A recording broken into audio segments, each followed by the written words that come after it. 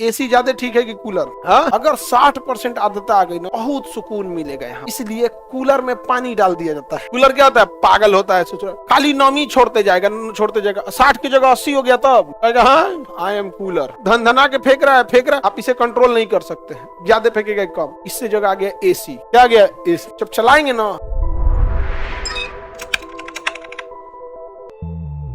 आर्द्रता मतलब होता है ह्यूमिडिटी, ये किसी को बुझाता नहीं है। नमो ऐसा है आर्द्रता, ह्यूमिडिटी, कोनो को हवे नहीं लगता। उर्दू में समझो नमी, उर्दू में नमी। अब बुझा गया? हवा में उपस्थित जलवाष्प की मात्रा को हम नमी कहते हैं। क्या कहते हैं? नमी। इसको हम लोग हिंदी में आर्द्रता, उर्दू में क्या कहेंगे? नमी, अंग्रेजी में ह्यूमिडिटी। तो हवा में नमी का रहना जरूरी है। अगर हवा में नमी नहीं रहेगी ना तो हमें अजीब सा फील होगा, सूखा सूखा हवा लगेगा। तो नमी जो होती है वो जरूरी होनी चाहिए। कितना भी हवा सूख जाए 5% नमी जरूर रहती है। पूरा नमी सूख जाएगा ना हम लोग को बड़ी सांस लेने में दिक्कत हो जाएगा, फेफड़ा उपड़ा जलने लगेगा। रीजन क्या है कि हवा में नमी रहेगी ना थोड़ा टेम्परेचर लो रहता है। समझ में गया? गर्मी के दिन में देखिएगा जब लू चलता है तो इनको नमी नहीं रहता है, उसमें अजीब गरम गरम हवा लगेगा भयानक एकदम गर्मी लगता है। लू का समय जानते हैं। और अगर आप ठंडी के दिन की बात करेंगे, जब कोहरा नहीं पड़ रहा है, तब कोहरा नहीं पड़ रहा है, दिन है ठंडी का दिन, तो कोहरा तो एक अलग चीज हो गया। कोहरा में तो खुदे नमी उतर जाता है, हथवा में लीजिएगा तो पानी उतर जाएगा। दिन ठंडी का होगा नवंबर या फरवरी का महीना जब कोहरा नहीं पड़ रहा है। तो नमी, हवा में नमी आया कैसे? जो आप कपड़ा फैलाएं 2 घंटा बाद कपड़ा सूख जाता है, पनिया कहाँ गया? हवा में। पानी कहाँ गया? हवा में। जो हम सांस छोड़ रहे हैं इसमें जो नमी गई वो कहाँ गई है? हवा में। जो पानी जलवाष्प भाप बन के ऊपर उठ रहा है कहाँ गया? हवा में। आप कुकर में खाना बनाए, सीटी से एक्स्ट्रा गैस निकाल दिया, वो कहाँ गया? हवा। यही सब क्या बना देता है? नमी। यही सब हवा में क्या बना देता है? नमी, जिसको हम लोग क्या कहते हैं? आर्द्रता। आर्द्रता यदि 60% है, आर्द्रता यदि 60% है तो बहुत अच्छा लगेगा।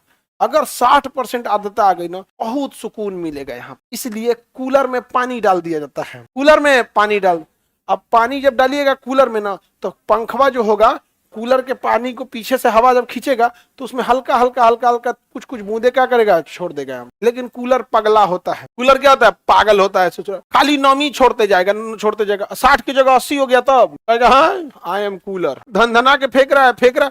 अरे भाई ज्यादा है तो थोड़ी ज्यादा स्पीड से फेंको। अगर ह्यूमिडिटी कम है हुमच के फेंक दो, ह्यूमिडिटी ज्यादा हो गया तो पानी मत फेंको। तो कूलर क्या करेगा? पागल होता है। कूलर क्या होता है? कूलर में देखो ना यहाँ एगो पंखा लगा देगा यहाँ पे, बस और कौन सी करेगा? यहाँ पे एगो पंखा लगा देगा कूलर में, यहाँ पे यहाँ एगो कूलर लगा दिया यहाँ पे, हो गया। और यहाँ नीचे इसका पानी टंकी हो जाएगा, इसमें क्या रहेगा? पानी। इसमें एगो मोटर डाल देगा। क्या डाल देगा? मोटर। ये मोटरवा क्या करेगा? पनिया ऊपर ले जाके फेंक देगा। पनिया ऊपर क्या करेगा? फेंक देगा।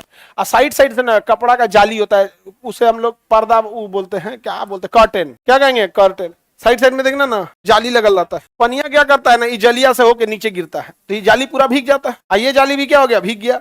पीछे की भी जाली क्या हो गई? भीग गई। अब ये पंखवा चलेगा तो कहेगा अरे बखलो हम हवा कहाँ से ले? तो कहेगा तेज चल। तो जब तेज चलेगा तो हवा लेगा, और हवा के लिए क्या लगा है? जाली। और ये पानी का मोटर क्या किया है? ऊपर गया है पनिया लेके और जलिया पे गिरा दिया, तो जाली बूंदे बूंदे गिरते हुए जाली भीग गई है।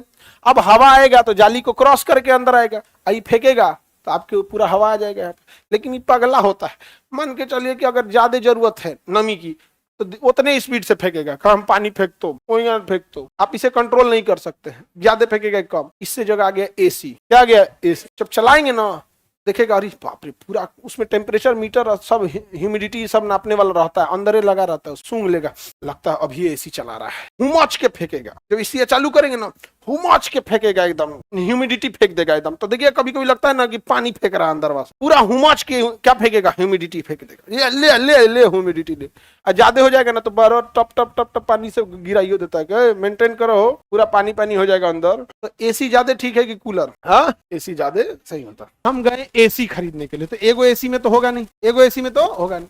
और एसी पे टैक्स कितना है? 28%। तो हम गए कि एसी लगाने के लिए, तो पूरा क्लासरूम इधर उधर ले होके एसी, सपोज कीजिए कि एसी का बिल बना 40 लाख। कितना बना?